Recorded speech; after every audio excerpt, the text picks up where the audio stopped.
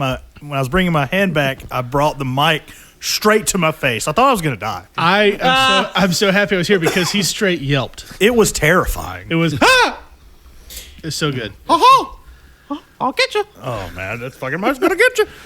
You know you're going to be replaced soon. Wake me up. Well, soon adjacent, I will say. And I'm glad I get to say this on air because Frank will be able to join us for the Letterboxd game that we're recording. Yay! Oh. Now can we confirm him for Willy's Wonderland and the Cage of Greatness anniversary quiz show? I mean, you keep confirming everybody. We only have 6 slots on this soundboard. Well, I like to have options in case other people don't show. Well, we can ask him when we see him on Saturday. Okay, good. because we'll need to record it the next day or Monday. I know. We should probably do Sunday, actually. That way we can get all of it in the same day. Yeah. Oh, that's right. It's about to be game time. Let's do it there, champ. Yeah. Whoop. JoJo's doing a little little chair foo. a little acrobatic. Not trying to do chair food. They're putting up their feet. It's like the slowest Magic Mike striptease I've ever seen. Just like the it's cat. actually the It's like, hold on, ladies. I don't think your mic's going to reach that far. It's actually the opposite. Because JoJo's got a blankie on. We're actually kind of bundling up down here because it stay cold down here in the AYCH / Cage of Greatness / Art House production basement. It is pretty nippy. I blame Abaddon. Abaddon? Because we all know evil spirits, they draw the temperature out of the room, and then we'll just be puffing our own breath. I will say, for the first time ever, I'm fortunate that I decided to do laundry today because damn near everything I got on now is like fresh out of the dryer. I am quite toasty. Yeah, this is also the podcast table / laundry table. The laundry's still on the table. It really is. There's legit laundry on the table. Well, look, I keep spare clothes at the shop because you never know what might happen. And I keep sweatpants there, like primarily for when I come over here. I change out of the jeans into the sweatpants before I head this way because they're warmer, they're more comfortable, and it's nice. But wouldn't it be cooler? Like, let's say hypothetically, you're in a scenario where, let's say, you accidentally, I don't know, shit your pants. Sure. And all of a sudden, in the distance, there's this giant truck with a beautiful woman in it with a brand new fresh change of clothes for you. I mean, that'd be awesome. But she has to drive through the front of your store in order to give it to you. Yeah. Yes. But see, the problem, though, is that if I shit my pants and I get into the sweatpants and I shit those pants, then I still have a backup pair of jeans at the shop because I'm really fucking paranoid. Yeah, Shimmy packs like he's going to shit himself 6 times a day. But you don't know what's going to happen. And luckily, we got him down to about 3. But what if one of the articles of clothing that she brings is a brand new Danhausen shirt that you don't own? I mean, that would be awesome, but I already have my Macho Man shirt and a CM Punk shirt spare at the shop, too. You're just good to go, aren't you? And a flannel shirt. See, what you don't know is Justin is a prepper. Well, my father actually was. But, you know, I only learned being paranoid from him. The dead bastard. So anyway. Listen, Shimmy is dead. You don't have to keep talking about it. God damn. God. Pat, you know, someone, this is a great segue. Someone mentioned to me the other day who listens to the podcast. Yeah. Like, they loved our last episode. They loved the Teen Titans Go episode. Oh, good. I'm glad they enjoyed it. They did mention how sometimes you come across as slightly sociopathic. I'll try to become more sociopathic. Like, occasionally it feels like you're trying to stab us in our emotional hearts, is what they said. Hey, you know, like I said before, AYCH Pat and Caging Greatness Pat are kind of 2 different Pats. Was this like a rating? Was this a review? No, they come in the shop. Oh, interesting. It was mostly because of the whole bit where, you know, Canon can't read. Which, Jesus Christ, I was... That was fucked. Oh, God. Funny, but fucked. Hey, maybe I'm just trying to take a page from a fellow ginger, Charles Dance, looking out for you. That's right. In the movie we watched tonight, this is a special UnCaged episode, which you probably could tell by the theme song. which is just uncaged over and over and over. But it's my Andrew WK impression. We have watched a classic movie starring Arnold Braunschweiger, Schwarzenegger. Gesundheit, Last Action Hero. Yes. Yes. And God damn it, I forgot how much I love this movie. I really did. But that's here on Caging Greatness, the show where we occasionally talk about Nicolas Cage. Hell yeah. Yeah, I mean, I think our batter Andrews is a little under par for the year, but we still have a lot to go. To be fair, a lot of this year so far, all 4 weeks of it. All 1 month. A lot has happened, so we'll get that average back and we'll pump up those numbers. Something, best laid plan, something. Right. I mean, it's definitely been a series of events. Yes. That is an accurate An description. unfortunate series. I mean, it was give or take. All right, quick question. Of the Baudelaire orphans, who's who? You see, here's the problem. I don't know that property. Okay, I'll go first. Okay. Jimmy, you're Violet, the inventor girl. Okay. Cannon, you're Klaus because I know you want to wear glasses. JoJo, you're Sonny. You're the baby with the sharp teeth. I'm baby. I don't know what we're talking about either. And I am the incredibly deadly Viper. Where's Jim Carrey? Where's Neil Patrick Harris? I'm confused. I don't know. I got nothing. God, when I was 10, those books were lit as fuck. They're pretty good. I never even read the books. I'm tired as fuck. I just never got to that property. Well, you got time now. I know. I got plenty of time. This is like Lemony Snicket. Yeah. Series 4. Okay. Yeah. Just confirming. So, Last Action Hero. This was Cannon's wheel spin, and this is what he decided. And I got to say, when it landed, like when you said Last Action Hero, you told us last night, after like a protracted hour and a half of trying to find the right GIF. It was not that long. I was all a titter. But Last Action Hero, I was super pumped. I had these figures when I was a kid. I loved them. I love Schwarzenegger. Conan the Barbarian is one of my favorite movies. Like Schwarzenegger, Lundgren, and Van Damme are my childhood, and two of them are in this movie. Lucky to guess which two. But we're getting ahead of ourselves. Weird, I know, right? It's crazy. We always put the cart before the horse here in Caging Greatness. That's right. We always put the Charles dance before the Schwarzenegger here on Caging Greatness. How do you get to Carnegie Hall? Practice. Who killed Mozart? Well, Zot. Schwarzenegger partner. Zot. So let's do our introductions for anyone who happens to have stumbled across this somehow and has no idea what the fuck's going on. To my right, of course, is John. It's JoJo Housen. Who needs to get a little closer to the mic. And to John's right is Pat. Hello, it's Pat Housen. Listen, all you be cast. And to Pat's right is Cannon. Yo, it's your boy, Skinny Penis. With the combo break. Pew, pew, pew. God, he was saying that earlier today, and I was like, you better say this on the fucking show. I don't know why. That bit has been in my head all day today. I think it was like an old TikTok or something, but I don't know the context. But it's just like, it's your boy, I think I know where that Skinny started. Penis. Maybe. I don't know. The only thing I remember for anything resembling that is from Deuce Bigelow, Male Gigolo. No, I was thinking of Tiny Meat Gang. I was thinking of the Buttercream Gang. I'm just wondering why I ever watched Deuce Bigelow, Male Gigolo. At least it wasn't European Gigolo. No, I didn't go that far. I've gone that far. I did, unfortunately, in theaters. It was gross. Awful. Yeah, there's so many better Rob Schneider movies you could have picked, Jimmy. Are there? I'm sure one's better than another. Judge Dredd. He was Benchwarmers. he was the sidekick in Judge Dredd. Benchwarmers is not super terrible. John Lovitz is in there. If I had my own half of a golden ticket, I would pick Benchwarmers because I'd die in Judge Dredd immediately. So, Last Action Hero. Let's do that thing where we go around, we give our ratings. Because, that's what we do here every so often. Yeah, occasionally if we feel like it. Yeah, every once in a while. So, Otto, Jojo, stop looking at me like that.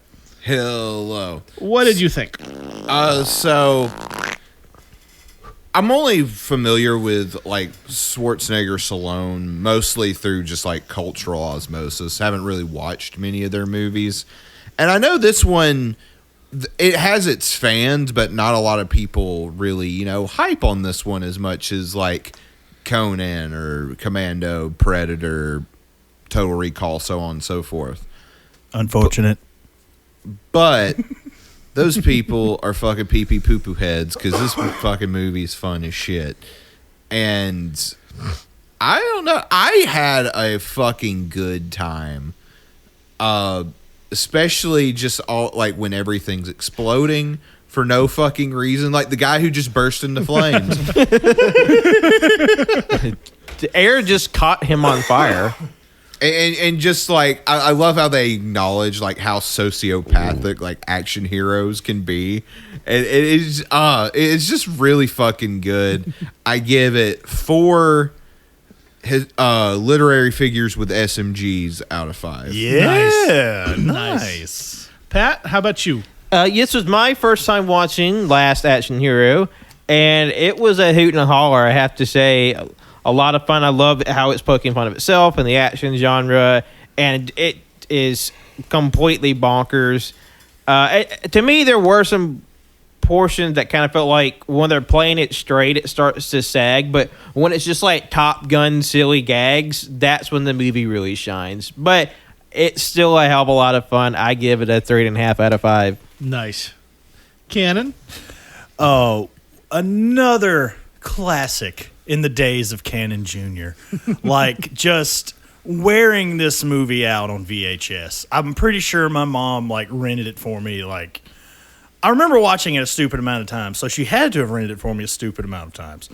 But it's weird. Like, I don't know if I've ever talked about this on the show, but when I was a kid, like all the Schwarzenegger movies that I watched were not like you said earlier, like your Commandos, your Predators, your Terminators, and whatnot. I was with like your Last Action Heroes, your Kindergarten Cops, your Jingle All the Way. Yeah, a little later. Yeah, Jingle All the Way, classic. Your True Lies, stuff like that. Of course, I watched all the classics later, but I guess I took kind of sort of Pat's mom route there. Not necessarily franchises, but like a career. But it's just loads of fun. Like, I haven't seen it in quite some time, but I was cackling the whole time. We almost kind of sort of like Teen Titans Go to the Movies, very bit heavy, very bit eccentric, super self-aware, very meta, like very aware of itself, super up its own bum, but in a good way. And we're going to talk about it. One of my childhood favorites. I even remember apparently they spent a stupid amount of money with a marketing campaign with Burger King. Oh, yeah. And I had one of those cups. It was almost like a 3D effect where you turn it and it moved. Uh-huh. Like a lenticular? Yeah. But you had to move the cup to make it do something. Because it had the sleeve that went over it with the little lines. It's like the old carousels that... Yeah. Oh, okay. Yes, that's or like the covers to Robin 3, Cry of the Huntress. Yes. I will say, though, I bought this movie at Barnes & Noble. It was 5 whole doll hairs on Blu-ray. Score! But second Blu-ray movie that I've bought that does not have subtitles for some fucking reason. That was odd. It barely has a menu. Yeah, it doesn't. It just says play movie. Yeah. Or feature, yeah. Yeah, there was no menu. Because at least with Monster Squad, like it had like setup options. You could pick through like different audio tracks. But nah, this was just like, fuck you. We just got movie. Yeah. Oh, yeah. I'm calling you out, Last Action Hero, Blu-ray, DVD. Yeah. You're A-boys. Yeah. You want a movie? Here's a Mill movie. Creek Entertainment, you dropped the ball on this one. Hey, Chief. I'm just going to say it. You First dropped cancellation of the year. Mill Right? Creek. Wait a They minute. dropped the kid off the side of the building on this one. Oh yeah, like in the movie. I mean, Yeah, I reference. don't really understand the how movie come inside the movie. how come this is the second movie we tried to watch on Blu-ray starring Tom Noonan that didn't have subtitles. That's right. The guy who played the Ripper was also Frankenstein in Monster Squad. Maybe we need to call out some Tom Noonan. You know what I'm saying? Like, But anyway, 4.5. I love this movie. It's my childhood. it all just came flooding back to me watching this movie. I was back in 1993 sipping out of a fucking Burger King cup tonight, and it was a blast. 4.5. Love this movie. Nice. I told Ken, this is like Ken and I are the only two that had seen this before. It had been a good 15, maybe 20-ish years since the last time I saw it. First time I saw it when I was a kid. The thing I remembered most for a long time was that distinct melancholy at the end of the movie, because we're jumping around, because it's kind of bittersweet in a way, and I was very susceptible to melancholy. I say was. So like that stuck with me for a long time, which is why I didn't rewatch it for a long time. But God, I had such a good time tonight, and that melancholy's still there. Like it's very tinged, but it was a great, fun time. So 4.5 stars for me. Nice. Yeah. For what's pinned as like a silly action, almost parody romp. It has its serious moments. Oh yeah. It does have its fair share of emotion. Oh, for sure. I mean, like the best silly action movies have that tinge of real life, legitimate emotion, because it's what balances all the craziness you just watch for an hour and a half. Yeah. Well, and there's something to like, especially this era of movies, like especially like John McTiernan and people influenced by him. Like there is this grittiness, this raw emotion that it's not afraid to, or it doesn't, cover things up with Hollywood sheen. Yeah. There is some tangible, like, I don't know, for lack of a better term, grit. Yeah. There's lens flares everywhere. Especially when they're like in the real world, and it's like, hey, what if we showed New York at its most destitute? Like, Yeah. to the point, like, it almost feel it. If I didn't know what New York looked like at a certain point in time, I would honestly say this feels a little fake. But no, it's just that gross and decayed. I was expecting Nick Cage and John Goodman to drive by in an ambulance at any moment to pick up some I fucking mean- yeah. Yeah. Like, I'm sorry, you were about 7 years too early. No. There's a camera. I was trying to do the end game bit, but I wasn't clever enough to think of how to go with it. But anyway, where do we go from here? I guess we just talk about this shite, huh? This is your Yeah. pick, Yeah, Ken. so give This is my give pick. us the overview First of the movie. all, let's talk about like, oh my God, I literally came up with my pick last night. It came down to the wire. I was trying to like find something on an anniversary, try to be slick and whatnot. But after my brain was just throbbing, there were some good ones. Don't get me wrong. There were a lot of good anniversaries popping up. But at the same time, I was like, there's really one I want to do for the show. And this is like legit has been one of my childhood favorites. And after tonight, it's still one of my favorite Schwarzenegger movies, without a doubt. And Ken took a nap for about 5 seconds. Skinny Penis just had a stroke. Oh God, I don't. But yeah, John McTiernan. That was the point I was going to make. Man who directed Die Hard and Die Hard 3, the first Die Hard I've ever seen. Mm-hmm. Not a bad line. Not too shabby lineup of films under his belt. In fact, one of his movies might pop up on an episode of Travolting Development. Yeah. But so we start this bitch off. I mean, I just want to give him the premise. The premise is this kid, instead of going to school, he loves going to movies. He loves going to the most like desolate, decrepit fucking theater in New York City. Apparently, it's like he's best friends with the owner, so I guess it makes sense. So the guy gives him the opportunity, the owner of the theater, that is, gives him the opportunity to watch the newest Jack Slater film, which is starring Jack Slater 4. Yeah. Why did I say Zack Slater? I was thinking of like Saved by the Bell or some shit. I don't know. But anyway, Mark Paul Gauthier, we have a job for you. come here now, be a guest on the show. For some reason. We'll find a reason. Anyway, this kid gets invited to join the theater owner to screen the latest Jack Slater film, the 4th installment in this franchise, but also gives him a very special ticket, who was apparently owned by Harry Houdini at one point, and it's a magic ticket. So we watch the movie. He starts. I'm trying to catch myself now because I feel like I'm going to say Zach every time now. Jack Slater 4. The action starts, and then a stick of dynamite gets through the screen. Oh my God, the ticket works, and now the kid's in the movie. Now let's talk about this shit.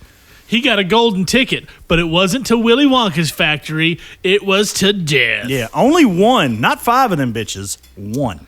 Yeah, 'cause all the other kids died. Yeah, they're the ones who ended up in the 7th Seal and Predator and shit. Yeah, like that old projector was like, fuck, I went through a lot of these already. This has to work this time. He just like this Machiavellian, like, I need a kid to open up the door of the theater. It would have been 10 kids because each ticket gets ripped in half. So like like this would be the 9th kid. So like maybe he just kept the one half of the ticket because the kid goes in, dies immediately. Well, shit, you got half a ticket for somebody. Like he just throws open the case. All right, time to befriend the next little weirdo. Also, can we just talk about real quick how this movie, just with its whole chest, just full on reference to the 7th Seal? Yeah, that was great. With Ian McKellen, no less. I was like, hell yeah. Look, this movie is what got me to watch The 7th Seal, which is where I saw Max von Sydow for the first time, which is what got me to watch Judge Dredd, to circle it back around. That is a trajectory that I fucking appreciate. Well, Pinky and the Brain is what got me to watch Citizen Kane. Mm-hmm. And I got to tell Maurice LaMarche that in Tampa Bay. It was great. Hell yeah. Yeah, he was a super sweet guy. See, we're cultured here. That's right. Also, I didn't realize that McTiernan directed The 13th Warrior with Antonio Banderas. Yeah, he did. Which I fucking love that movie. Friend of the show, Trey, he would agree with you. It's an undersung film. It was the movie that caused Omar Sharif to retire from acting because he thought it was terrible. But he was wrong. And the guy who played Beowulf, or Balvine, ended up being one of the voice actors for Skyrim. Look at him now. Yeah. Anyway, I love that movie. Yes. So back to the movie we Jimmy's actually choice? fucking watched. Maybe. I just do a McTiernan run. But anyway, one of my favorite parts about this movie is obviously like a huge plot point is the kid is trying to explain to Jack Slater that this is a movie. Like, this isn't real life. Like, look at all the ridiculous shit that's happening right now. And it's just like, stop being so crazy. What are you talking about? Of course, the cartoon cat's here. He's going to be here tomorrow. He just got back from There is a suspension. fucking cartoon cat. Voiced by Danny DeVito. Yes. Voiced by Dan. And I just want to say, there were moments in this movie where JoJo repeatedly said, and Pat, for but it's like, what? No, ma'am. No, ma'am. But then I'm just smiling. It's like the whole time. It's like, that's the point. Yeah. It's a movie. I mean, like, obviously, within yeah. the movie. But we still have to grapple with what we see.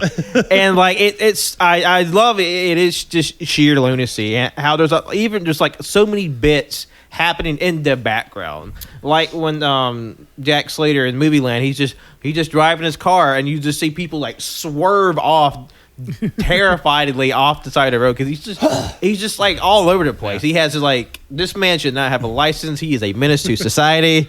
I mean, and they're like old like Zucker Brothers bits where like it's just shit in the background, but everything in the front and the foreground is being played straight. Yeah, it's great. Like every woman that walking around in the police station looks like a fucking dominatrix, like cartoon character. One of the partners of one of the regular cops is a reanimated black and white version of Humphrey Bogart. Yeah. Great. Because as like the main like station, just like this old cop is like, okay, here's your partner for today, and it's just like wacky like hookups. Like, here's this big fat cop, he gets teamed up with somebody. Here's a rabbi, he gets teamed up with a German guy. Cartoon cat. Who's like also. This cartoon cat, he may have helped people out, but he's also a sex pest. Every time F. Murray Abraham is on screen, they reference Amadeus. Yeah, that's true. This is great. He killed Mozart. Bridget Wilson's in this movie, who I love. I thought she deserved a much better career. She had this, and she had Mortal Kombat, and she had Billy Madison. And she was in the House on Haunted Hill remake with Chris Kattan. Oh boy. Like the 99 one? Yeah, the one with Jeffrey Rush and Famke Jensen. I'm pretty sure she was in that. Oof, that's a big oof dog. Hey, you know what? It's not too late to turn around. Yeah, House on Haunted Hill. Yeah. And plus, like, the movie is just slap full of cameos. Either it's like dead down the barrel that, oh, here's that person, or it'll just be like a quick high and by. Like, no, here's, characters from Terminator 2. Here's a character from Basic Instinct. And it just like, zip, just walking right by. And Sharon Stone and Robert Patrick are right there. Then later on, you get Van Damme, you get Chevy Chase. Little Richard, Jim Belushi for some reason. Because he worked with Arnold Schwarzenegger on one of his films. So like everybody in the film is like, apropos of the solar system of Arnold Schwarzenegger, except MC Hammer. We even get a kind of sort of cameo from Stallone in one of my favorite moments of the film when they go to the video store so the kid can prove to him that this is a movie, and they go to a cardboard cutout promo for Terminator 2 Judgment Day, and they scroll up, and instead of Schwarzenegger, it's Sylvester Stallone. And he's like, what? No, you were in that movie. He goes, what are you talking about? He was great in that. That was a great part of a back and forth because later in Demolition Man, Sandra Bullock mentions the Schwarzenegger Presidential Library. That's Stallone good. character, he was president? Oh, I love that movie too. Starring Cousin Wesley. Yep. How is your cousin Wesley? Oh, he's doing well, thank you. How's his time away from prison? Oh, he's much happier and Is he paying his taxes at least? Yes. Okay, of course just he is, making yeah. sure. And he's doing interviews about Blade, and there's rumors he might pop up as Blade in something. Who knows? Open your fucking eyes when the director asks you to, you schmuck. Seriously. Yeah. I'm sorry to talk about family like that, but Oh, it's fine. We've already discussed my dead father. Why not you discussed your dead father. Well, Pat also. We get it. He's dead. Another funny bit because See? Sociopath.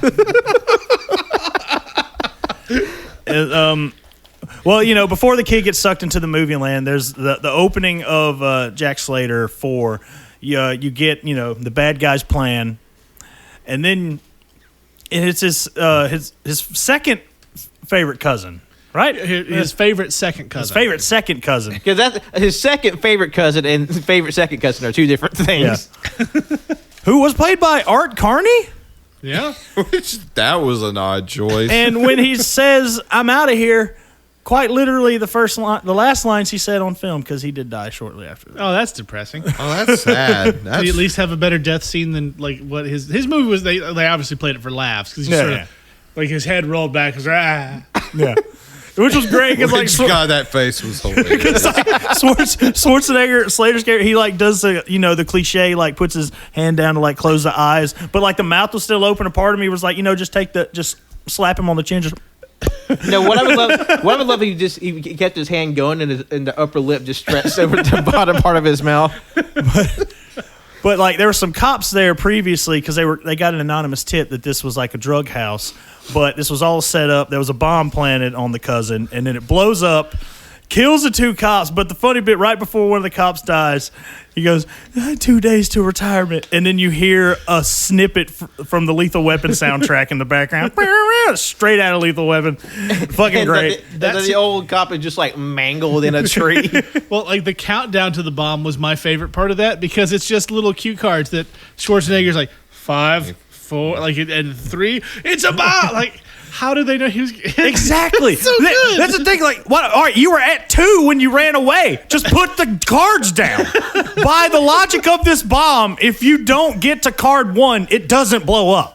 And when this bomb that's apparently shoved up this old man's ass goes off, it's like a goddamn it's like a nuke. We're not even the only bomb shoved up a dead guy. Look, I already know we're this movie. We're gonna discuss the logic of some very dumb shit. That being said, please watch this movie because it's great. It's really fantastic. I don't know. I thought the whole point of the movie was not to nitpick. Not no, that was And I gotta say, as far as kid sidekick / protagonist go, the one in this movie was not that bad. No, he really wasn't. Like, I mean, like he could be Jack Lloyd, not to like. Not to pile on that poor bastard. Yeah, because I mean, It's not like that's ruined his life. Yeah, and that's also not like the biggest dead horse imaginable, but. Yeah. But no, like the kid was good. Like he wasn't. He's still a kid, and kids are irritating. But as far as like kids in movies go, he's definitely top tier. Yeah, like nothing really stood out that made me want to see him get thrown through a windshield or anything. No, like, and I think that's part of why this movie succeeds is if you don't have, if you at least if you like the kid on some level, it may, The fact that God, he's I like can't a get my fucking co-lead. words out tonight. God The fact that he was co-lead, it makes it easier to manage because if he's an entertaining child and he's not like grating or overbearing or just like an impediment to the adult characters in the film, then it's a lot easier to like accept that he's a part of the plot. Oh, Yeah. definitely, and he also feels like a kid too, and not like He feels pretty organic for what the story needs him to be. exactly. And that's good. And like Pat said, he's not grating, he's not overbearing. You don't just roll your eyes when he shows up on your screen, like, oh God, this shit again. Like it's a source of like artificial like tension or drama. It's like, well, here goes the kid getting in trouble again. Got to haul him out. I mean, hell, the kid drives the plot. Yeah. And in some cases, he drives just a car. Yeah. he drives multiple cars. So yeah, no, the kid was good. Now the only thing I thought was weird was this running the kid. It's when the Jack Slater's daughter pops her head out the door and just kisses this kid square on the mouth. Like that just came out of nowhere. Well, it was explained. I mean, yeah. And it's still weird, but it was Just explained. like, my blind date's here, so literally I'm gonna close my eyes and just stick my lips out Yeah, and kiss the first thing that It was a college thing. I'm sure. No, that's what she said it in the yeah. movie. It was a college. It's like Yeah, it was a there's a college sorority. Like a freshman comes and you smooch him. It was Yeah. like one of their dare things. And Sure. I mean, that is a classic comedy for shit, sidekick the setup for an introduction to a hot girl in an action movie from the 80s and 90s. That's pretty standard. In fact, by the standards of the 80s especially, it was pretty tame. I guess what it could be. I mean, just look at like Porky's or Revenge of the Nerds, or Yeah, better right. yet, Don't. Yeah, because Yeah. Yeah. Like, I used to love Revenge of the Nerds when I was a kid, and then I'm like, hang on. But then you learn certain things about that Like- film, Okay, I'm starting to see why this is problematic.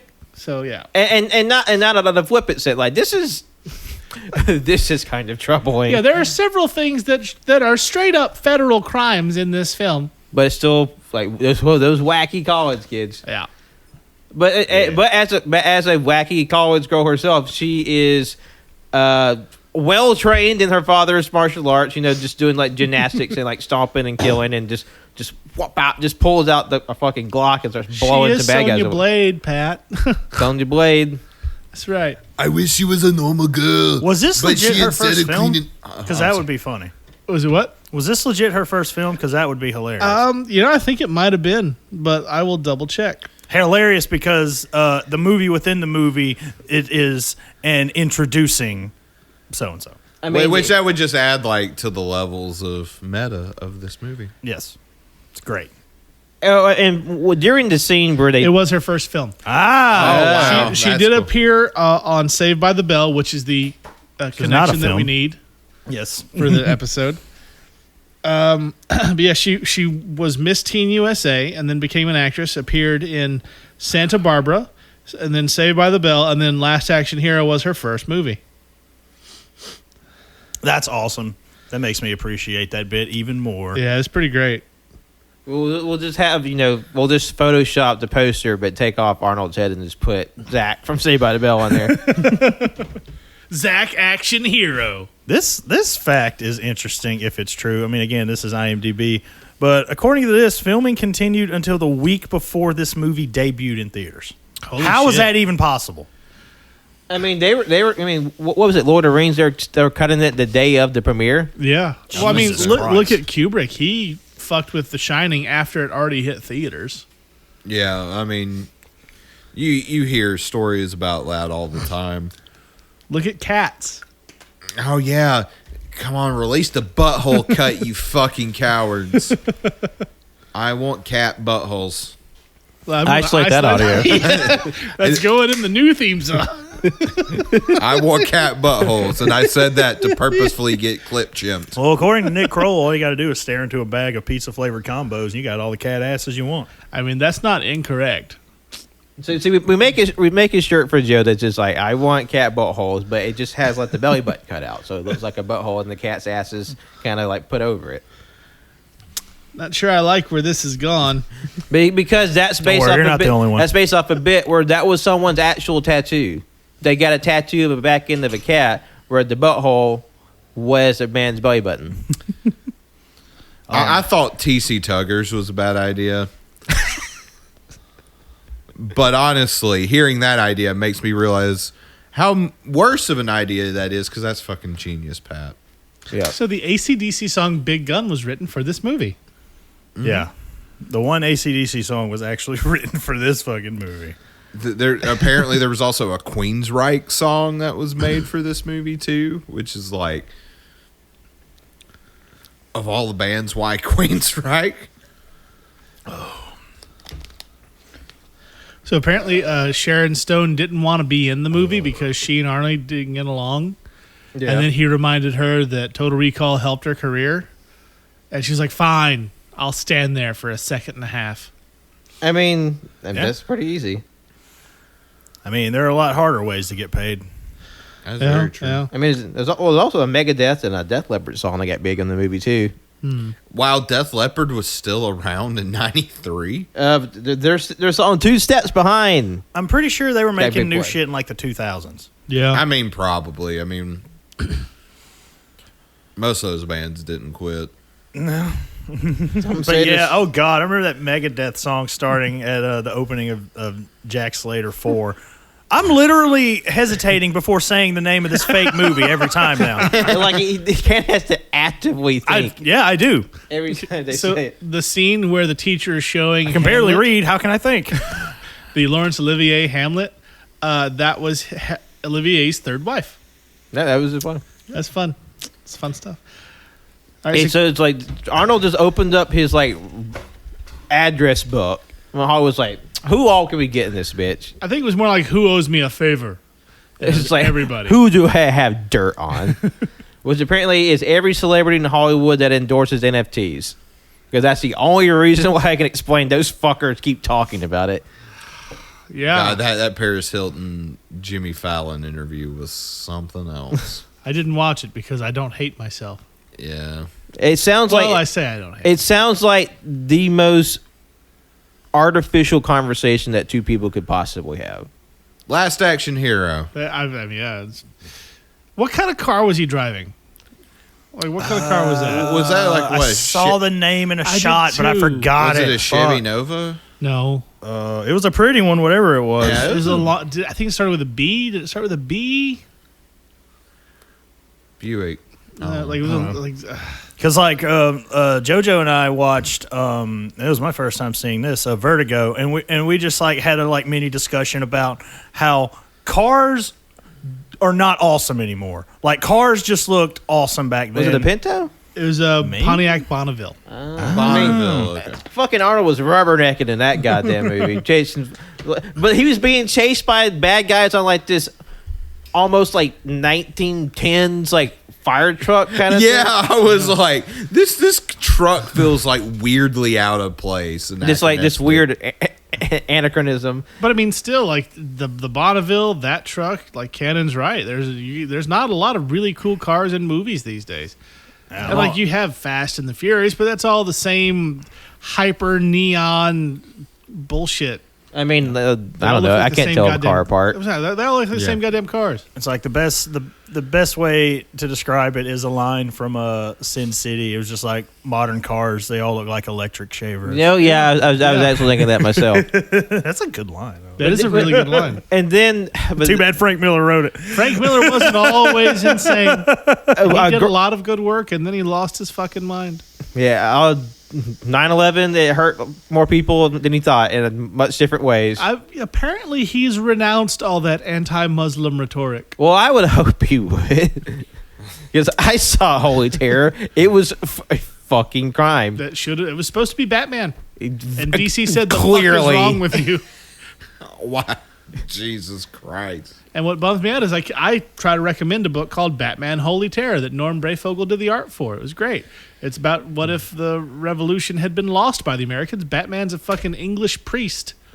Great book. It's good. It's good. That sounds like a cool book. This is a really good one. But, you say Batman Holy Terror, and everybody's like, oh, God, what? Yeah, it's just Frank Miller's Islamophobic screed. Yeah. Man, Charles Dance was fucking awesome in this movie. He was wasn't fantastic. Oh, he's so good in everything. In everything, He yeah. He really is. He's just like this. I know every villain in movies are British, but he does a great job of just being a British asshole. Yeah, and he has this really cool gimmick where he has a bunch of different glass eyes, and he changes them like all the time. That was pretty And sweet. one is actually a high-powered bomb somehow. Yeah, a couple of them are. Yeah. He always comes strapped. Kaboom. And God, I was just kind of taken aback because both Arnold and Charles had like these fuck all huge guns. Yeah, I know. I believe it's a Desert Eagle is what Arnie had. Yeah, I knew that was a Desert Eagle. Now I the don't fucking know. elephant gun that Dance had, Jesus Christ! Yeah, he borrowed that that was a from goddamn Nicholson's hand Joker. cannon. Yes, like that was damn near the gun from the first Tim Burton Batman. Fuck. And they even mentioned Jack Nicholson Joker in the... They did. Yeah. Yes. There's it's just sprinkled full of like nods and references. It's like, Space Jam: A New Legacy, but good. Yeah. Well, that's not fair. It's not like McTiernan like brought up like, oh, there's fucking John McClane. There's fucking Antonio Banderas from 13th Warrior. All of my dudes are here to party right now, bud. Yeah, it's not like they have their entire IP library just hanging out in the background. Actually, I say that. I don't know if I can even find this actor on IMDb, but there's a guy in the background in this movie that was also in Die Hard and Die Hard 3. What, that one perp that's being walked through the police station as they all come in? No, it was the cop who picks up the glass eye in his house that says, "Vengeance is," click, and blows up. Which is even funnier because in the next fucking shot, when Slater's character gets fired, the dude's sitting right behind him. Now I know this is, the movie within the movie. We were playing by movie rules here. But we saw, like, beginning of the movie, those two normie cops just got blown to shit. His entire house blows up, right? And only the kid and he make it. And he's right there. It's like it's funny how that explosion is like just a Looney Tunes explosion where there's like a little covered in soot and their hair is blown back, but they're fine.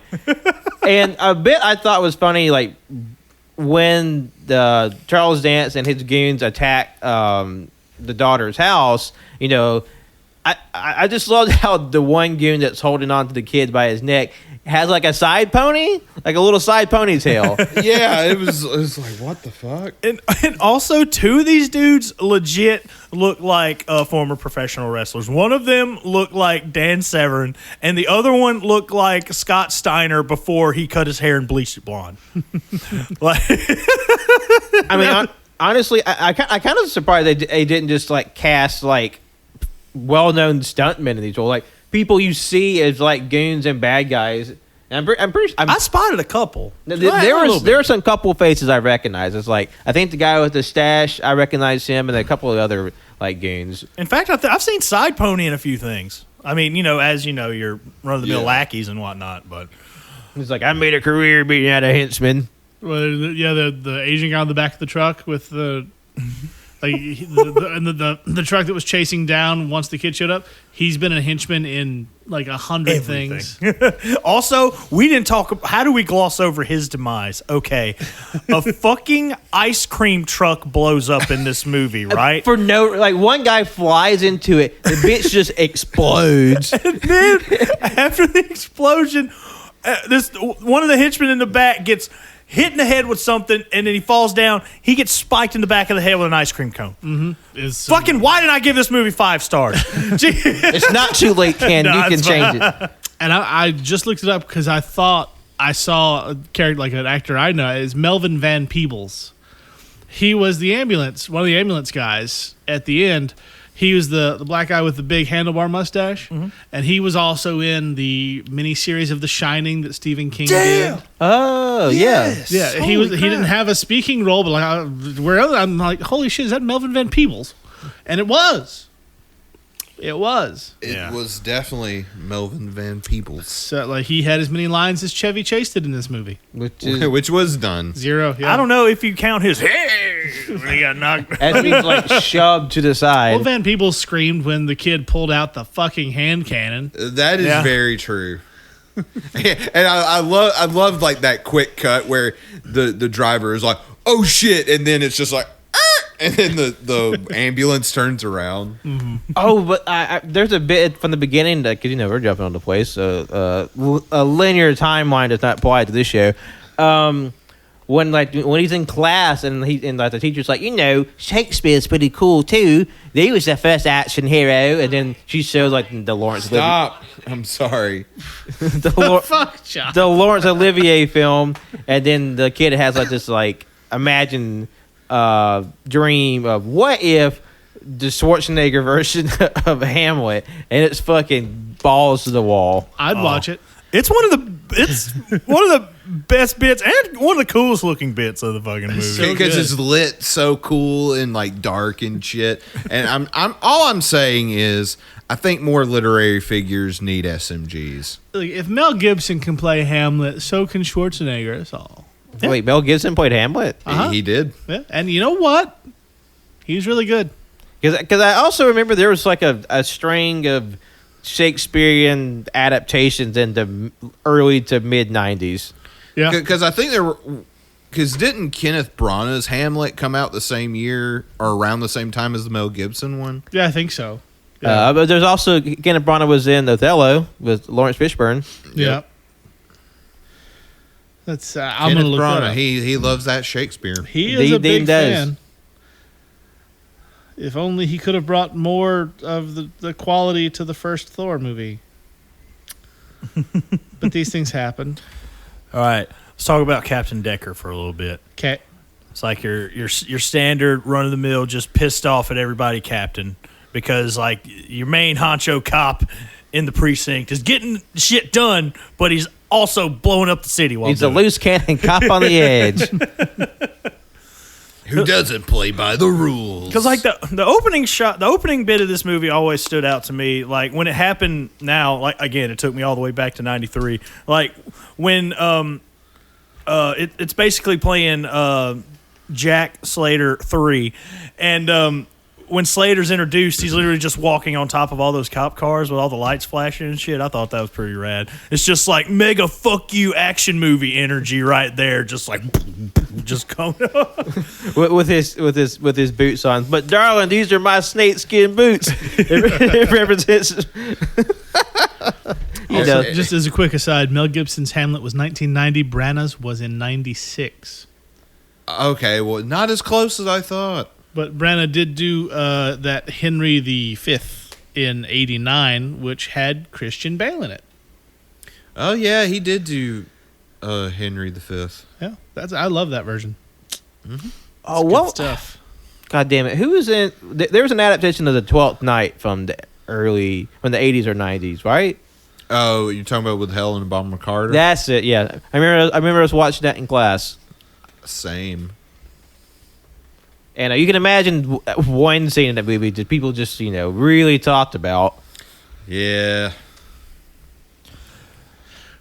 What was the name of the guy who had all the farts in the Last Action Hero? Leo the Fart? Leo the Fart. Fart. Yeah, God, that was a great bit too. fucking love that. Where the terrifyingly tan old Italian man is like, I'll take over all the mobs if I just kill them all with this phony funeral. So I have this giant dummy that looks like something out of Albert Hitchcock's funeral. It's like up on a rooftop funeral, and it has like all the mob family just like gathered around to give their respects. And then they're like, "Oh, we got to get up there and stop this joint." And I remember Arnold like just like knocking people all day. This man's alive. He hoists the dead man over his shoulder and is like just trying to fumble his way out. And they realize he's faking. And then every single goddamn person in attendance, from old ladies and nuns, just pop out every automatic weapon they have. Yeah, that was a good scene. The best part, though, is that he's full of nerve gas, this dead body, and they arm the bomb by pulling his finger. Yep. Which that And that's when the no ma'ams came out no ma'am, to play. no right ma'am, there. yeah. That's when I knew I loved. Or granted, honestly, when this movie started, I'm like, oh yeah, I'm gonna have a good time. It's like I'm on board. Whatever it needs to do. God. Like, help me, get me out of here. Oh my God, he's not dead. Ah! Yanks this large man out of this giant, almost like, I'm talking like WWE size coffin. Yeah. Yeah, Like I mean, for it's like coffin matches. They look like a casket fucking matches. buffet table size. It not just an open funeral. It's just like there's no lid. It's just like this golden bucket they just stuck his big ass inside of. And it's just like everybody at the funeral, like Pat said, just armed to the fucking teeth. And again, like this is the movie within the movie, and it's everybody's just blasting straight ahead at this guy. Not a single fucking bullet can get him. I'm like, That's how these movies work. Yeah, that's great. We'll call it the Slaterverse. Slaterverse. the Slaterverse. Man, all I'm saying is I would not say no to a Last Action Hero 2. I would be so down. Yeah. But he better make King Conan first, God damn it. I've been waiting since I was a kid. Like, we're going to make it. Like, we'll get on it. Like, fucking Momoa did bullshit. Like, King Conan, Schwarzenegger. I need that now. Well, he's got to drop his Zeus movie first, Shim. I've heard rumors that that's going to be a commercial in the Super Bowl. Yeah, that's 100% going to be a Super Yeah. Bowl ad. Because even though, like, that could totally be a shite fucking movie, that looks bad. I'd watch the shit out of it, though. I mean, I'd still watch it, don't Watch get it me wrong. all day long. But it's like when I got a little too excited when I thought that, even though it was just a Super Bowl ad, when they had the world thinking that there was going to be a new Crocodile Dundee movie starring Danny McBride. Yeah. And I was like, what? And then it was just a Super Bowl ad. And it was an ad for Come to Australia. I was like, I feel like Fuck. they missed the boat. Like, with how hype people were, they should have said, well, fuck, let's do it. yes. But they didn't. I feel like they play a little too hard with these commercials. It's almost feel like they have ideas that they don't know if would work, quote, quote. But then I feel like you kind of shot your load. Like, what was it they did? They reunited the cast of E.T. for like a car commercial or something? That sounds right. Yeah, that sounds about right. Or, no, it was for some commercial. I saw it before my movie. It didn't.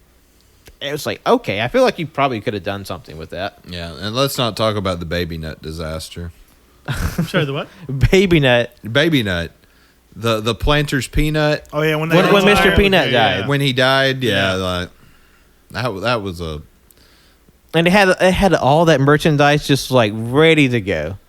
Like that was going to be their Baby Yoda. And it wasn't. Because that commercial was so fucking weird. God damn it. Because like he died saving Wesley Snipes and who? Oh, Yeah, I had nothing. I have no Two idea. of the most random fuckers you can imagine. You know, Cousin Wesley may be a lot of things, but he's not random. Well, it might have been. I'm gonna say, for argument's sake, Jamie Kennedy. That was pretty random. So, I just want to go ahead and get this out there. After a spell, he tells Slater that, hey, the real world, oh, he's got the ticket. We can go through this wall here. Like, oh, and as soon as we get to the real world, that's when we find out, oh, wow, movie rules don't apply here, obviously. You can't shoot a taxi and the shit doesn't explode. It just causes a bullet hole and that's it. Yeah. And that, too, is also some great shit because in the Slaterverse, I like that. Yeah, you're welcome. He likes to play chicken with the bad guys. And, of course, the bad guys always chicken out and move. But he wants to do it here in the real world. And, oh, my God, did it look fucking brutal. Oh, you it see, looks When Right. those two. God, that was just brutal. boom. And you see, nothing had to explode. But, again, this is the real world.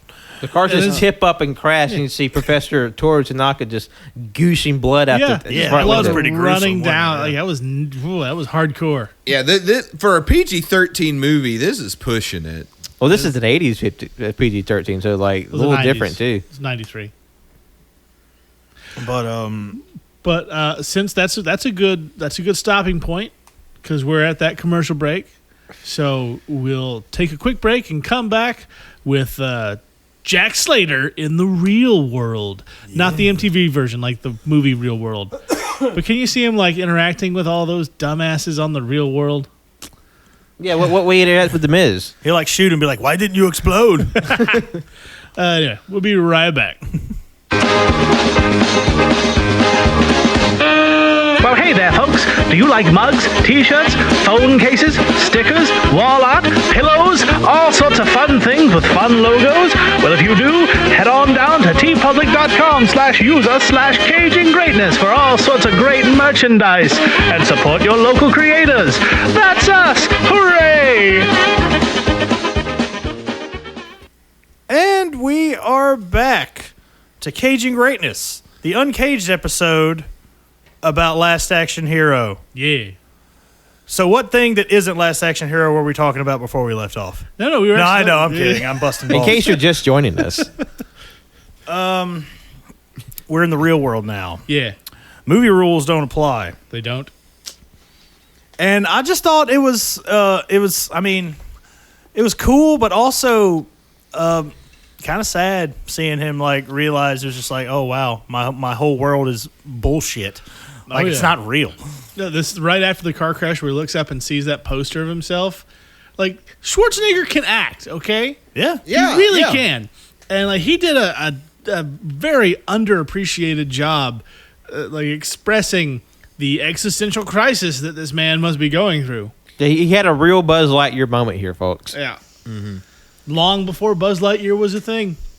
And Yep. and on the opposite side of the spectrum, when Benedict, Charles Dance's character, gets to the real world, even he's sort of like struck by just the depravity of a late portion of New York City's history where there's just like people being killed for shoes and no one reacts to it. There's this very young woman who's like, offering herself to Charles Dance. He's like, how old are you? And she just like runs away. And so he's just like, wow, it's really fucked up here.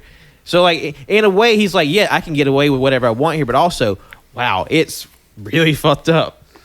Yeah, I'm trying to find the quote when Benedict realizes like he's in the real world because it was great.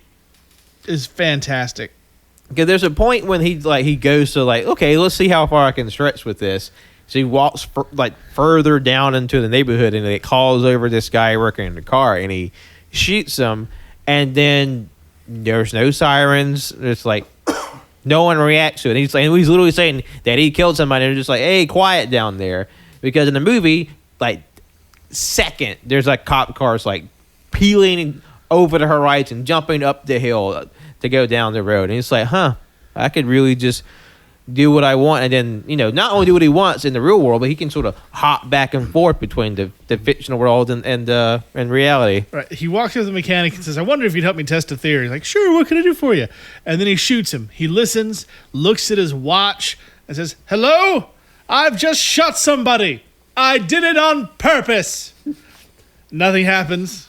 He said, I said I have murdered a man and I want to confess.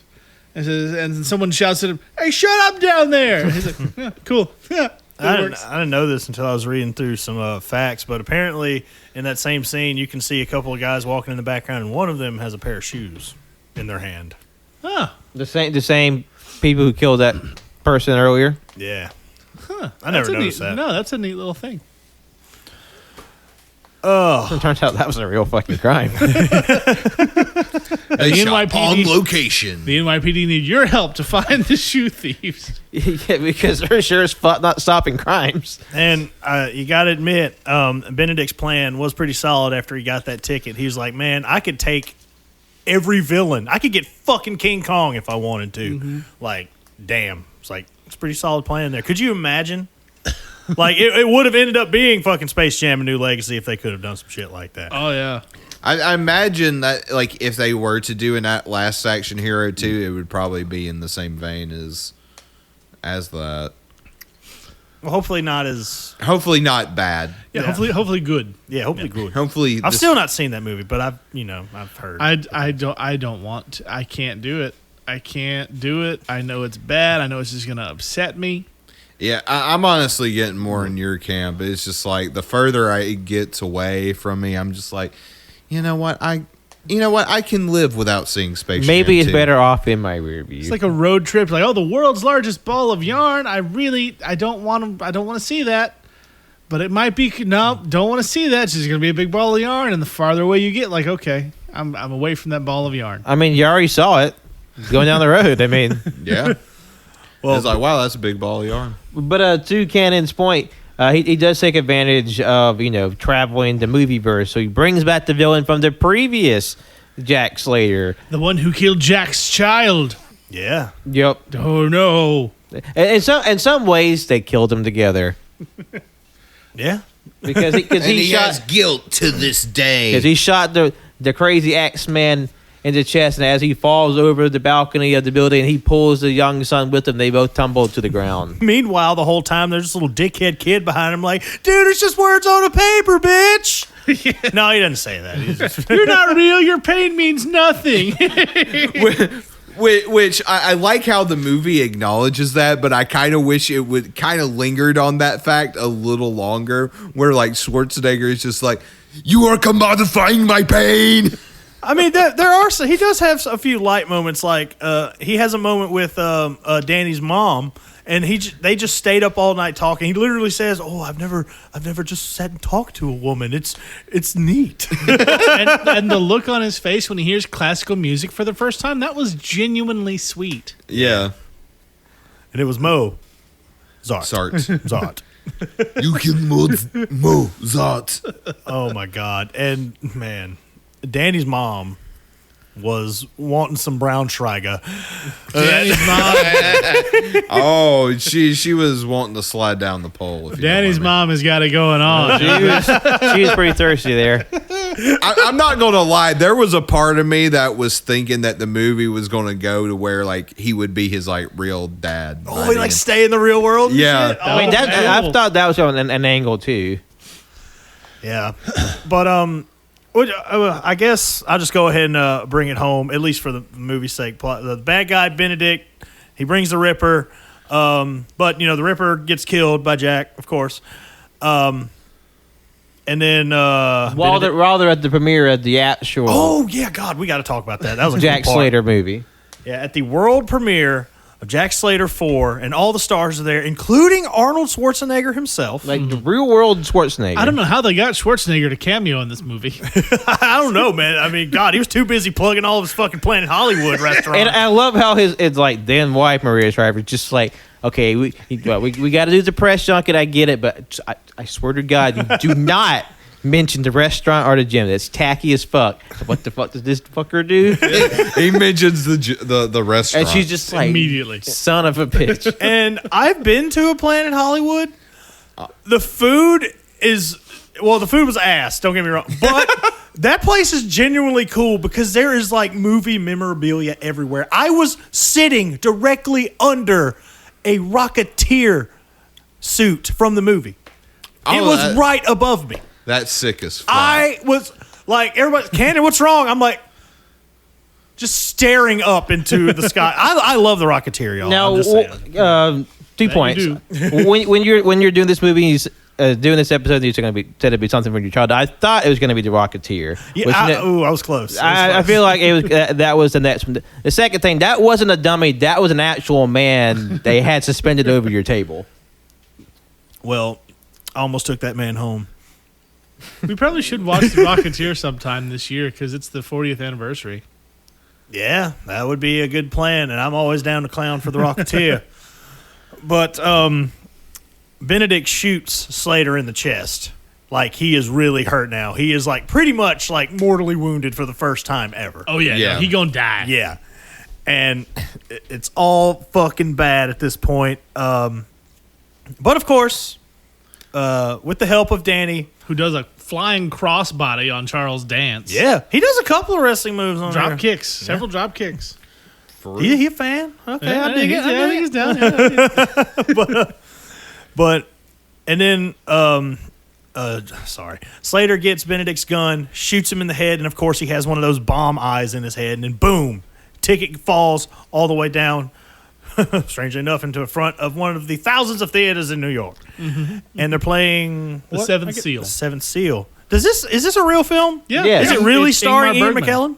No, No, not no, Ian no, no. McKellen. Oh, okay. It was okay. Max von Sydow, but no, it was an Ingmar Bergman film, and they just got Ian McKellen for this role because the original actor was very dead. Yes. All right. Now, this is the point that I wanted to get. I wanted to talk to everybody about. Okay. Now we're going to talk about the rules of this ticket. Okay. I want to get in depth with how this ticket works for a bit. Okay. Jack Slater comes to the real world. Movie rules don't apply anymore. He can get hurt. He can die. Right.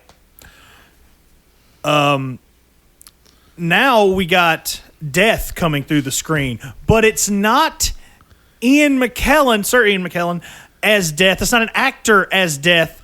For some reason, this is actual death because he touches a cop while they're smoking, and then all of a sudden he goes into a coughing fit and he's about to go. So, I never caught this when I was a kid, obviously. But I'm just like, okay, how come Slater it's like, oh, well, it's like you're just a normie dude. How come death is not just a normie dude with a scythe I at think this point? It's because the movie, like they took him from, that was death. That Yes. was his character. Whereas the Jack Slater films, yes, he's an action hero star, and he's more durable, but he doesn't have any defined special powers as such. Yeah. I mean, like he still ripped the door off a car, so he has like some heightened level of physicality. Threw a whole human, swung him onto a roof. Yeah. Even if the human was a child, it's still like that's impressive. Yeah. And then he even said, he's like, I think my arm's out of socket. Oh, yeah. So I feel like he has to deal with the repercussions of the real world. But I do think at this point is when the non-defined rules of the ticket get real loose. Yeah, a little bit. I mean, you got to remember too. Like it's the old man Nick who befriended the kid who gives him the ticket in the first place says that Houdini told him the ticket seems to have something of a mind of its own anyway. So we're talking about a multiversal level omnipotence in the form of a fucking Wonka ticket that still works when you rip it in half. Yeah. It's not a huge stretch to say it could just bring death itself in the form of Ian McKellen in a robe. And the other half can just sit in a box in the actual theater and not work until you knock it out. Right. But because it didn't want to work.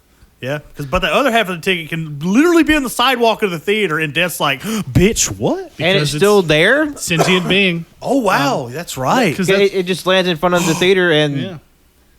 and then that's when death, like Ian McKellen, comes out of the theater, Well, and that's- like it's still there. That's why Charles Dance talked about like bringing out fucking Freddy Krueger and stuff. Yeah. Because you bring Freddy Krueger into the real world, if it cancels out his powers, he's a dead burn victim with a pointy finger knife.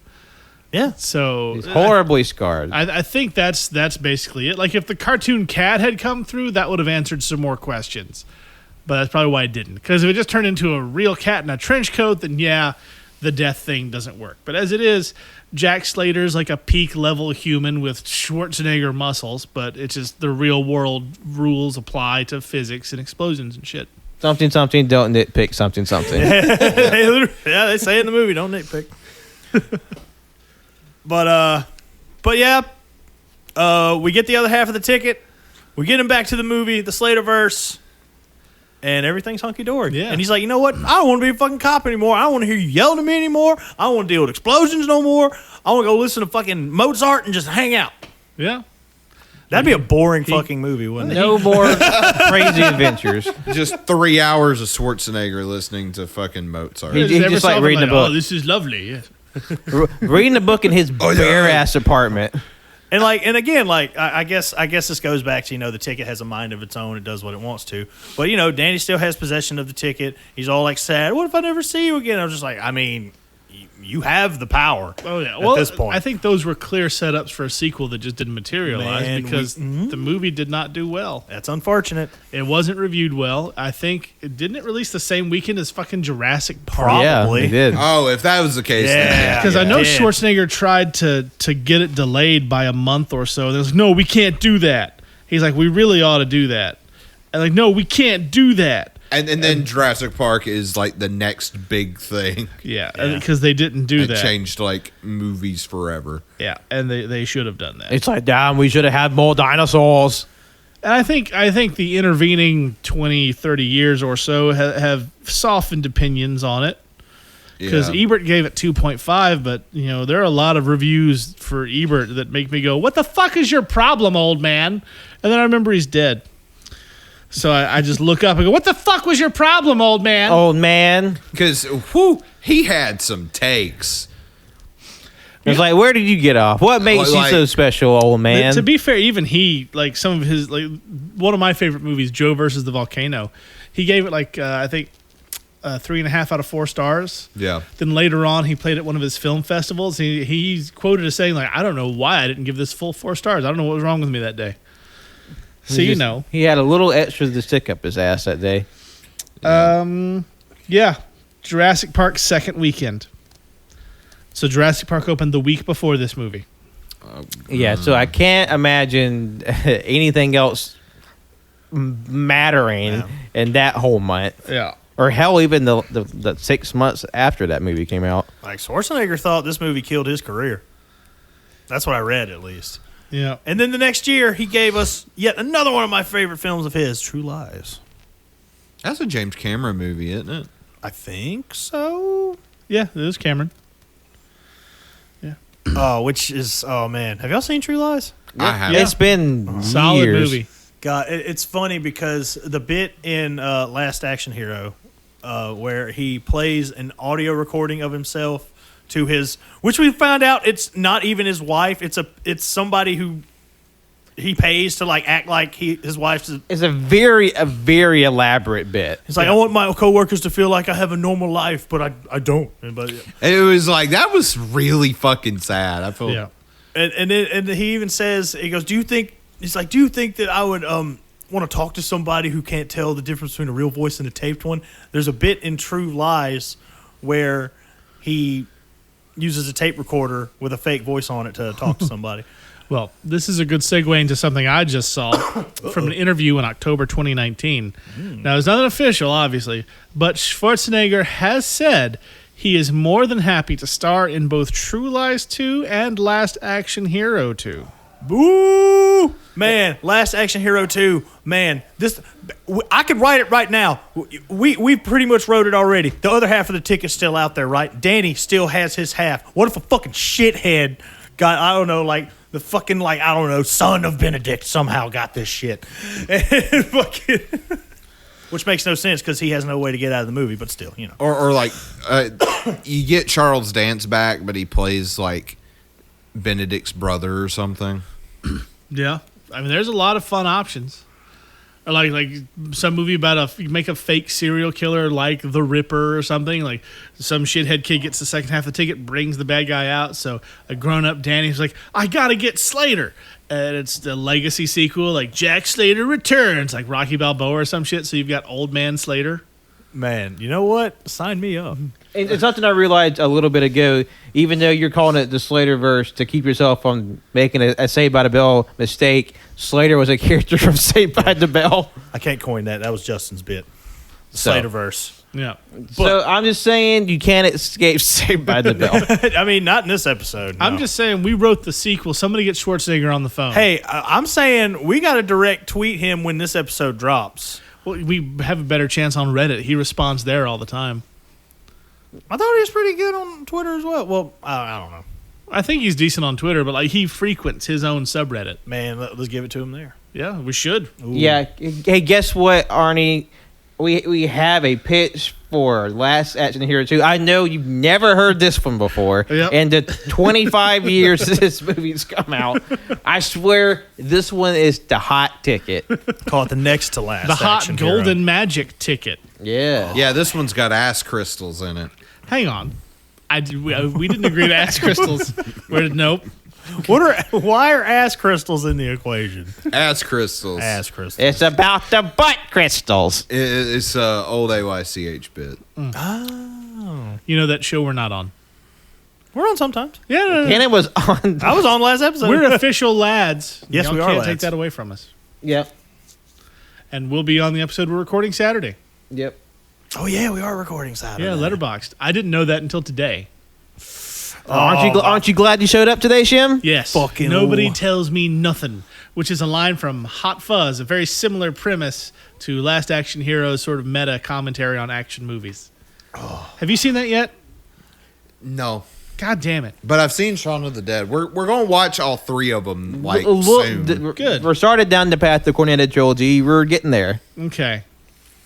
Just making sure. It's like chipping away at Scrim, chipping away at the Cornettos, Eventually, we'll get through all the things we start. Eventually. and one day when we're all old and gray, we'll get together and finally finish the Shield. One day. Last Action Hero 4 will be out at that point. And for some reason, what a Michael wonderful Chiklis is there. Man, hey, somehow beats us all to the punch. I'd be down. And his band provides the soundtrack. God, he does have a band. I that's forgot. upsetting. And it was about what you'd expect. Yeah. Bam, bam, bam. It's like Ford F-150 car commercial music. Of course it For is. some reason, Taylor Hicks is just dancing in the background. Why? Because what else is he been doing? God. Yeah, he needs Winning Jay Leno lookalike contests or some shit. I don't know. he Appar- needs $20. Apparently, he had a concert recently in fucking Winfield. Really? Where's that? It's like 2 hours. It's where my family's from. Oh, okay. It's like going back to like 1950 but like 1950 if it was the apocalypse. Oh.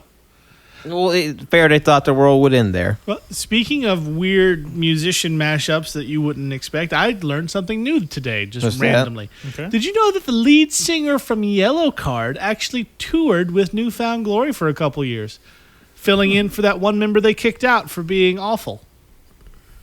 I didn't know that. Yeah, no, that's cool. Right, it's pretty neat. It's pretty neat. Cool. Yeah. Pretty neat. Band members are being awful. Yeah. And then you got Yellow Card replacing you. Yeah, I mean, it works. Man, fucking, you at least bring the violin player with you, too. That'd be pretty neat. Yeah, he was pretty good. Really big shoes. Newfound Glory with a violin. And my friend's over. Fuck, I'd listen to it. I love New Found Glory. That'd be kind of sick, actually. Man, the more I think about it, the more I love the idea. Yeah, I Hey, love the idea too. Maybe we need a violin player. Somebody tweet New Found Glory. Hey, I got a violin somewhere. No, they're going to be I a have a part of that violin. fucking when we were young bullfuckery, aren't they? You know they didn't invite Bowling for Soup to that? I don't think anybody should be invited to that. No, that's fair. But like it's a scam. It's a scam. There's no way 117 bands can play in a single day. No, it's Emo Fest, absolutely. But like it's going to be the next Fighter Fest documentary, Fire Fest. But Spider Fest, that's they- just a bad idea. they didn't invite Bowling for Soup. Like I found that out from Bowling for Soup's TikTok. Probably- that's kind of fucked. Probably for the best. Yeah. I mean, Yeah, because like, is this really happening? Like, Oh no, God no. I mean, there's no way. No. There's no way in one day. No. have we heard anything else other than this fucking poster? Well, apparently they extended it to 2, I think. But All right, so still, there's like, 47 stage. Every band gets a song and a half. Go. Well, they like, person who like manages a lot of these big festival concerts said like I think they said they were going to have 3 stages. With the time allotted, every band would get 33 minutes total. That's including setup and takedown. Well, to be fair, there are a lot of those bands that would only need like one song. I mean, yeah, but like this is every band would only have 33 minutes. I would say, like, the one and only festival that I've been to, it was 2 stages.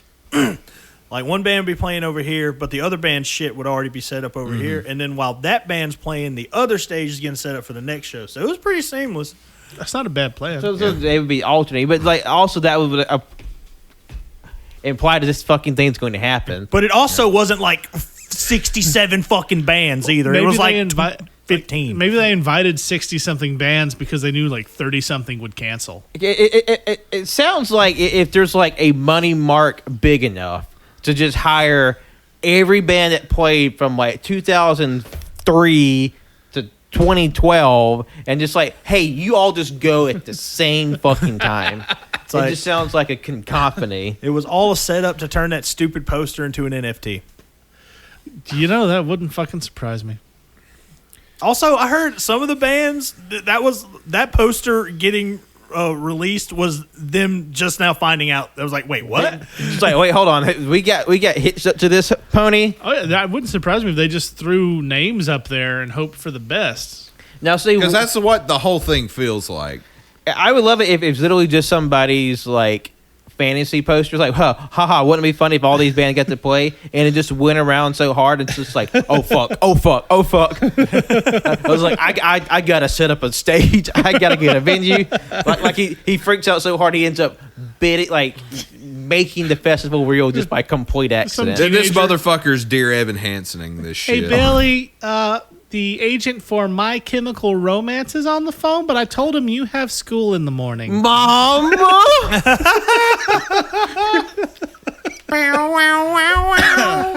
Man, that's coming out. I'm fucking All right, excited. so watching the Royal Rumble, that was the biggest pop of the night. Because I watched, because as soon as that theme hits, it was the only recognizable goddamn theme. it's fair. Because everybody's theme was Shane. Also, I'm just gonna say Knoxville throws some fucking hell of an arm. Knoxville was one of the better people in the fucking Rumble. Yep, you had Knoxville and Bad Bunny.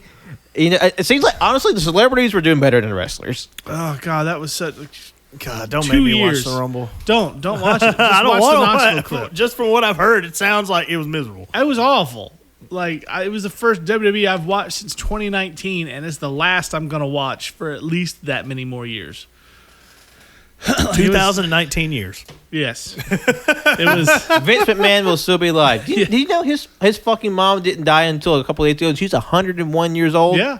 She just died like 2 days ago. It was just like, how old is this? And then I saw somebody tweet, "Wouldn't it be great if Vince McMahon entered the Rumble and won it himself and dedicated it to his mom?" And everyone else is like, "The fuck is wrong with you?" Also, he already has a Rumble win under Yes, his he belt. already has a Rumble. Factoid. You know, the Rumble was terrible. Everything about it sucked. Man. And no one should watch it. That sounded like Instead, the most watch the 1999 Rumble when Vince McMahon won it. Spoilers, but it's actually kind of a hoot. Yeah. Or watch any AEW product. Yeah, that too. Or Yeah. just make your own Rumble. Or watch Last Action Hero. yeah. because it is It's shorter. It's more fun. it is a fun fucking movie. Makes more sense. It's kind of a Royal Rumble in itself. You don't know who's going to show, but you know they're going to be famous. Every good. 30 seconds, something new. Just- Really good booking. oh, man. And the more you retweet this podcast, the more chances we are of getting a sequel to this bad boy. That's right. It's completely That's how without this works. without basis of a statement, but it's absolutely correct, and I stand behind it. Yep, it's possible. Just We're like 100 retweets, the movie just gets made. That's how it works. Work for Danhausen. Fuck. Yeah. Listen, if you just get enough traction on Twitter, anything can happen for you. It opens doors. Maybe some of them shouldn't be open, but you know. Forbidden doors are nothing compared to retweets. nah. All right. So, anybody else got anything? I think we have said our last action piece. I think we're ready for credits there, Cannon. All right. Yeah, I believe so. Do you want me to take over the plugs? Yeah, go ahead, Vaughn. Jonathan, Yes. my friend, my colleague, where can the people find you on the internet? Well, they can find me on the tweeters at JWNIBOI24 and John Owens on 12 on the Letterboxd. Patrick, That's me. where can they find you? They can find me on Twitter, Instagram, and Letterboxd at John Lost His Name. And if you're listening to the week it comes out, you can look forward to checking out episode 248 of Our Your Podcast, where Cannon and JoJo and myself, we hang out, catch up, and talk about all the movies that we enjoyed and didn't enjoy during this past week. And it's a real good time. 2 hours of solid camaraderie and cinema discussion. Also, thanks to the Twitter, we now have an identity for the belligerent second octopus. Officially, this Optimus will be Otto's spooky bride. Yeah. I mean, we'll come up with a name. We'll get around to it. Don't rush us. Follow Otto on Twitter at AutoPodFilm. Otto, did you like the movie? Yeah, what did Otto think? I liked it. Cool. It's Yeah. funny how you never join us for these things. Or your fucking friend here. Yeah. Your bride. Hey, that's his lady. You talk nice. lady there. Yeah, we should all come up with a name and then put it on Twitter to have it voted on. Yep. Yes. Okay. Yes. Cannon, Yes. where can the people find you? Well, as always, I have been That Cannon Guy. You can follow me at That Cannon Guy on Twitter, Instagram, and Letterboxd. Nice. And I am Justin, also known as Captain Shimmy. You can find me on Captain Shimmy's Kinda Art, where I draw things, Captain Shimmy's Kinda Music, where I make silly tunes. Now Captain Shimmy's Toy Box, where I pose action figures and try to fill the crippling ennui that dominates my life. Hooray for late stage capitalism! I also have content on there now. Real content. Content And, as real as you and me. You can also swing by the comic strip here in Tuscaloosa and buy some comics or sell me some comics. Either one's fine. And then you can also join us next week after you've bought your merch from tpublic.com/user/caging-greatness. You can join us next week for our anniversary episode. 1 whole year of Cajun greatness, folks. That's right. I'm excited. We've got a couple fun plans. We're going to be rewatching one of my favorites and seeing how it stacks up after a year of Cage-ish. And then also a little fun game that Pat's got cooked up. We got some fun and we got some good times. Also, if you're the lucky 100 retweeter, you get a special golden ticket that allows you to jump into the podcast land and meet all your favorite podcasters.